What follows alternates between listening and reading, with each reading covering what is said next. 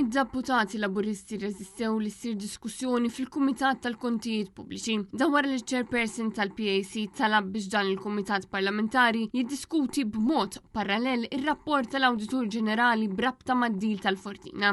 L-erba, il-membri tal-Labor ħarġu kontra din il-proposta minkejja li l-PAC biss għandu seta li jinvestiga u għandu ir-wol differenti mill-Kumitat tal-Awditjar. Il-Deputat Prim Ministru Ian Borch kien sejjaħ b'urġenza lill-Kumitat tal-Awditjar il-ġimgħa li għaddiet wara l-Awditur Ġenerali kixef isser ta' miljuni minn flus il-poplu brabta ma' din l-art f'taslima u l-kondizzjonijiet li kien hemm marbutin magħha. Ian Borch li jmexxi il-Kumitat tal-Awditjar u li dak iż-żmien kien il-Ministru responsabbli mill-Awtorità tal-Artijiet ċaħat li kellu xi konflitt ta' interess. Dan ir-rapport kixef li kien hemm dokument li nżamm moħbi fejn l-art tal-Fortina ġiet valutata għal prezz ta' 18 miljun euro.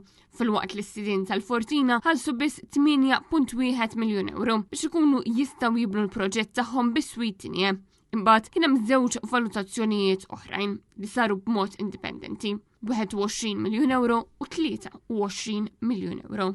Dan kollu juri l-pajjiż daħħal ferm anqas minn kemm tiswa verament din l-art. Intant kemm il-membri parlamentari Alex Muscat kif ukoll Clem Bedingfield qalu li huma jridu jiddiskutu dan ir-rapport fil-PAC meta il-Kumitat Parlamentari tal-Awditjar ikun spiċċa jiddiskuti dan ir-rapport li jfisser li mhux jaċċettaw li l-PAC jiddiskuti b'urġenza din il-materja tant importanti.